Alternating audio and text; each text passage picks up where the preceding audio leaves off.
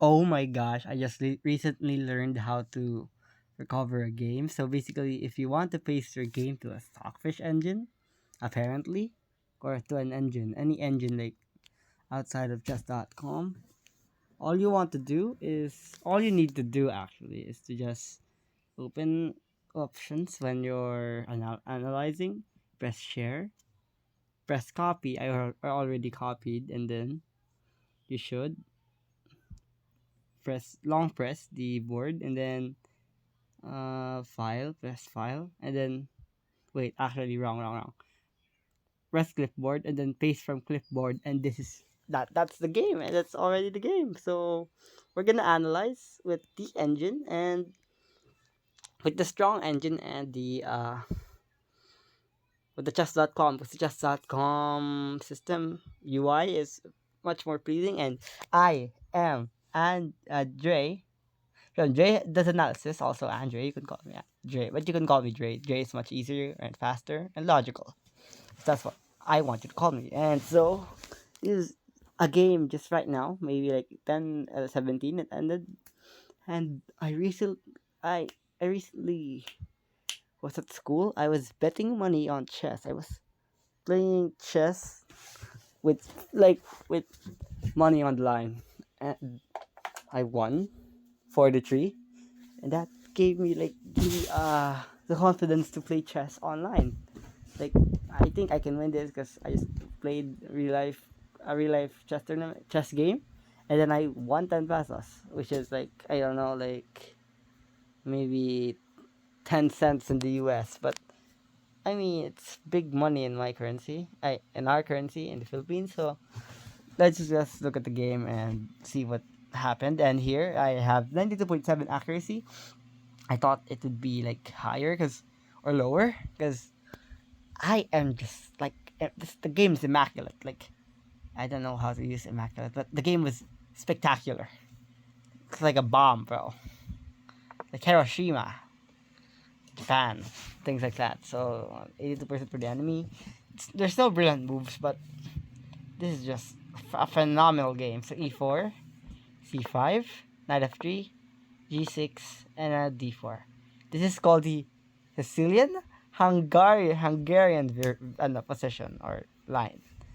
I don't know what that is. I just played I just played developing moves, and I was like, eh, sure. C takes d4, knight takes d4. It did take me like some time to analyze or look at the position. This looks like e6 b6, but it's literally c5 g6. So like I don't know what happened there. I don't know, like I just I just developed normally. Knight c3, knight c6, bishop to e3 defending, bishop to knight f6, bishop to c4, castle king side, bishop to b3. There is a tactical trick here, which is if you play like something like this, there is knight takes e4, and after knight takes e4, there is d5. No. There's d5, and that happened to me like twice in an online game and also twice in real life. So I learned my lesson already. Okay, like if you're gonna do that to me, just look at it. Or you play f6 or bishop b3, but f6 is like more of the mediocre move. Because there's d6 or knight e5, in which bishop b3 will still be played, but you just gave him a tempo. So bishop b3 is much more given here. Let's look at the engine. I don't really know.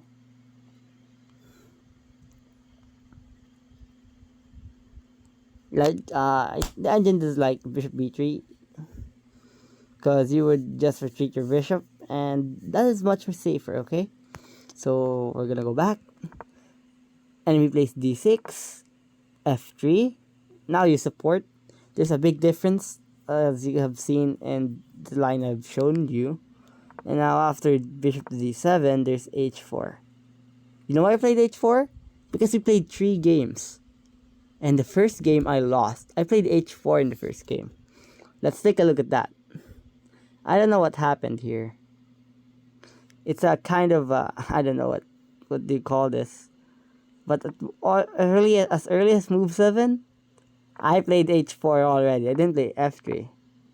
Now, But you should play this and this. Actually, there's d5, but like, uh, there's I don't know, a difference. You know what the difference here is that I played h4. Where is it? Where is h4? I played h4 at the 10th move, not the 7th move. And I played h4 when my bishop is on b3. There, I can castle kingside, and the enemy is already castled with a fianchetto bishop on the king side. That's the difference. So, when you try to push pawns, you should always think first, what am I planning to do? In this case, after f3, bishop d7, h4, I'm trying to break open the king side of black's piece. Now, the second thing you should look is that what are my follow-ups, which we will see later. Because look at this, the bishop on b3 is very strong, as it is pinning the king to the f7 pawn, in which you should, if you want to move that f pawn, you will have to move the king or eliminate that bishop through other means. And to see if your king is safe, of course.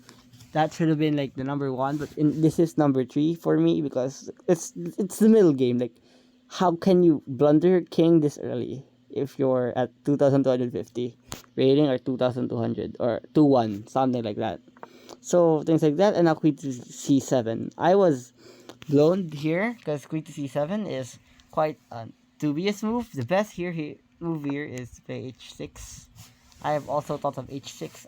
I have put that in my calculation, in which h6 and I have queen to d2 like normal things, knight a5, castle king side, takes, and oh, actually not takes here because there's queen to b5, and that's opening, literally opening the position or the file. So you have to play this, and after that, it's going to b1, rook fc8, and something like bishop to g5, and like bishop to g5 and h3.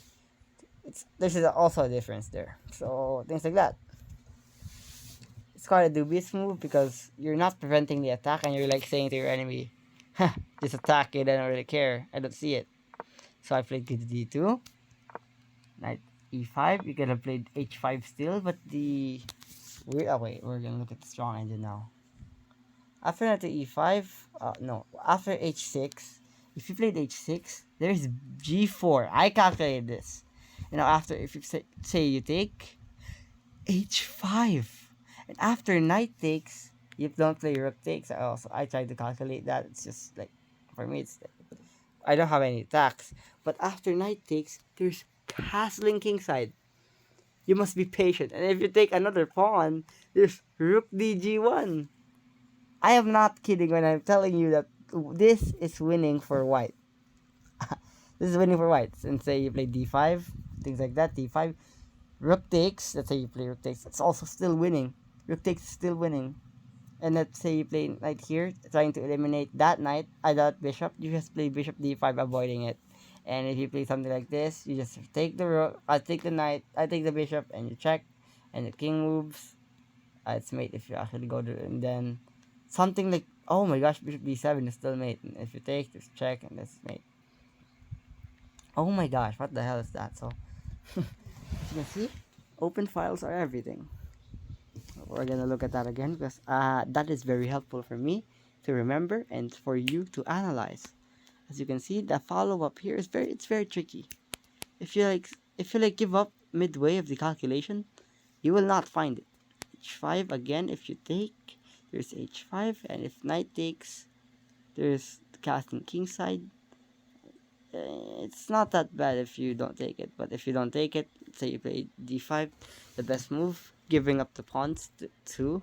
It takes d5, queen to e5, giving up a pawn for the activation of the queen, and something like c3, and we're completely fine.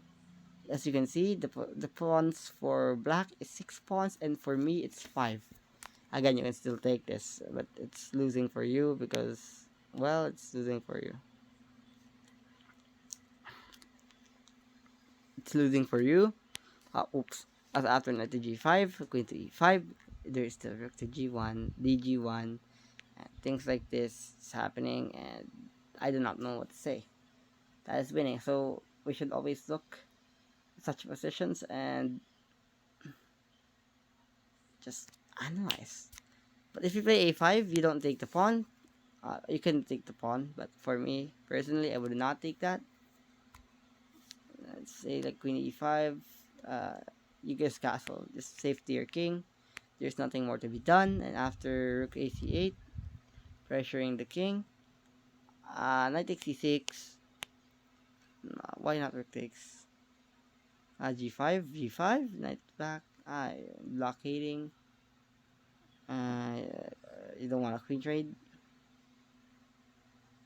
because apparently your position is so stuck. Yeah, your position is so stuck. So things like that. Anyways, I'm getting sidetracked at the side quest, the position. Now let's get back to the real game. Knight e5 was played, and now h5. Again, I was like, you didn't play h6, h5. Now I'm the one who's gonna play it. Bishop h6 is much better. Trying to trade that defender of the dark squares in the fianchettoed side of the king. Now after h5, enemy plays knight to c4. The black pieces play knight to c4. Now I can't actually go back to c1, as that would waste a move, and my attack is now ruined because the pawn is just completely free. So to keep tempo, I must take the knight even though I give up the bishop pair. And now after bishop takes c4, queen takes c4. Now castling king side. And the position is still stable. Again, let's look at it at the end, as this is a completely important moment in the game. Okay, moves right here. 6. Right here, takes castles. And now, if you try to take again, for the how many times do you have need to not take this? So many. If the knight takes, there's h4 and knight f6. Not you don't play this move because it's just gonna be Josh. You need to you need to get the attack going still. Queen to h2, and let's say you play like f8. I think there's still not that. Bishop h6.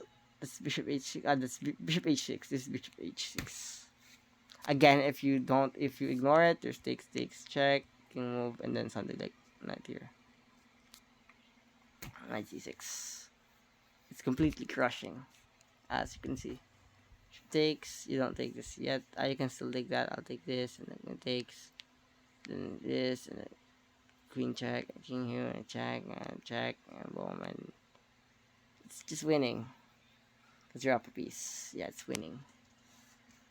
And if you take with the queen, there's knight e6 check. Now if you gotta take with the rook and then check.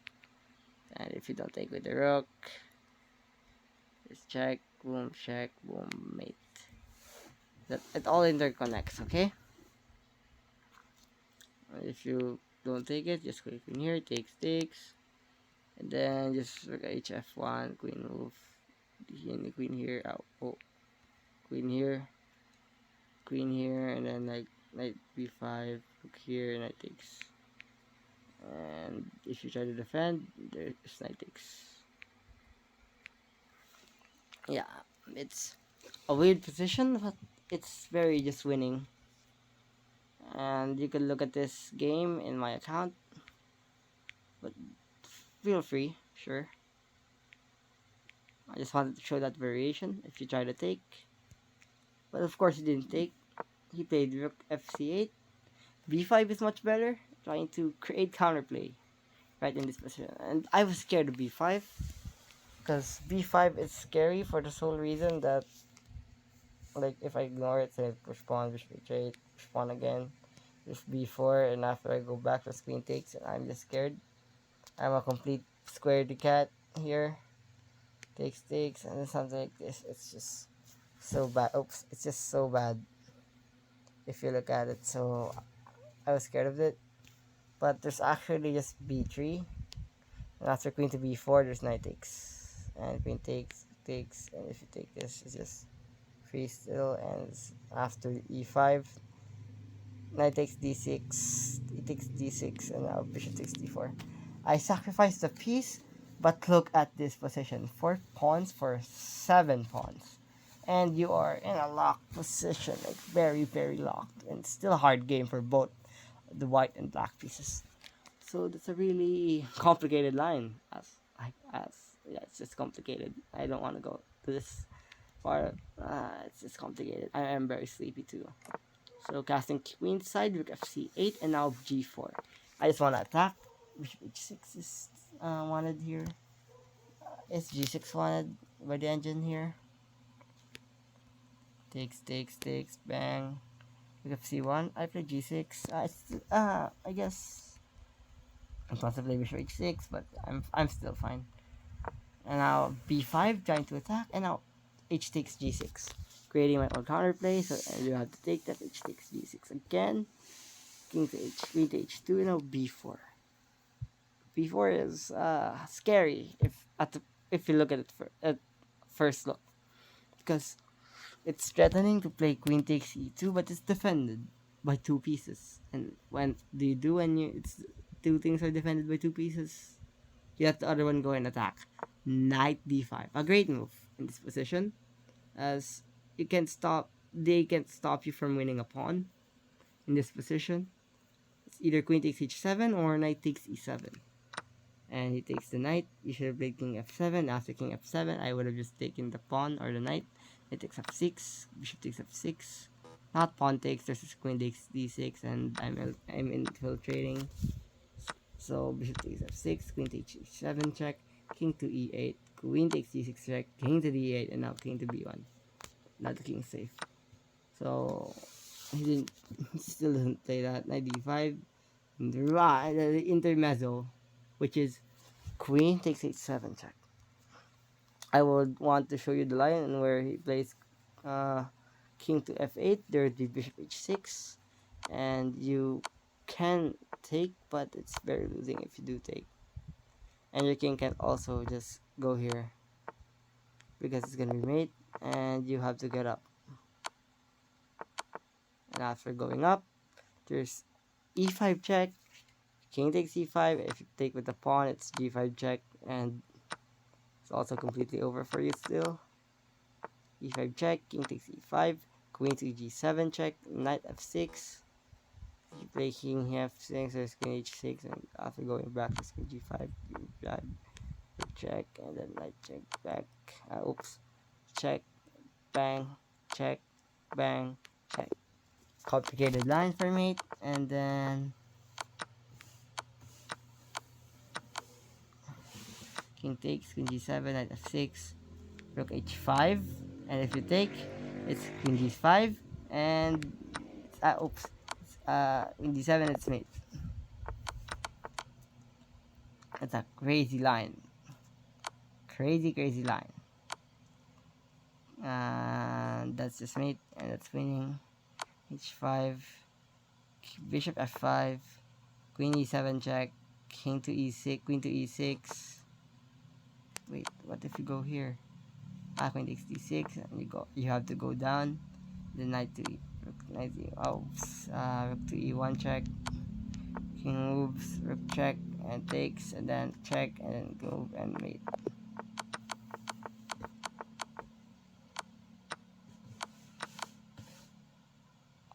F5, queen takes e7, queen e6, queen takes e6, king to f4.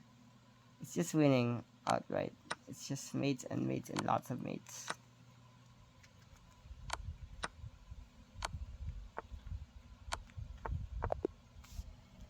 So that's the line of the mate. King f7, and now queen to h6. Same move, but it'd be much more harder if you played king to f8. So good for him that he played king to f7. And now, but there's still bishop h6 for white, and the mate is still defended, and nobody can touch that d4 knight. Rook q8, defending the piece, and now e takes d5. Just a completely free knight. Queen takes a2, trying to create counterplay, but rook he1, just trying to attack. Queen e1 check, trying to delay the inevitable. King to d2, queen takes b2, and now rook to e4.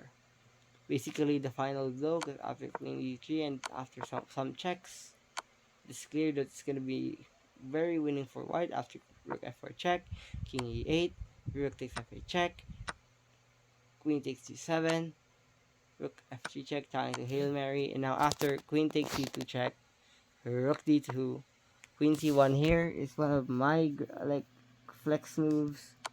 Queen takes g6 check. Now king to d8, rook c2. Not being squared of that queen to c f1 check because there's literally king to g3, and he resigned in this position because you have nothing else better to do. If you do not do anything, say queen here. I could try to play this, and you'll have to play like queen to c3 and like knight queen f8. You have to block, not clicking against this bishop g5. So you have to block, and then there's still bishop g5, and after queen to e2, knight to d4, queen to c7, knight to e6, queen to c8, and then mate. Just check, mate. And that's all for Jada's analysis. I hope you enjoyed this video and this game, because this game for me is like one of my best games, even though it doesn't have a brilliant. And I hope that you would still read your books, and if you are put in top position, just transpose it to what you think you know. That's all for today, and see you in my next video. Jada's analysis out. Ciao.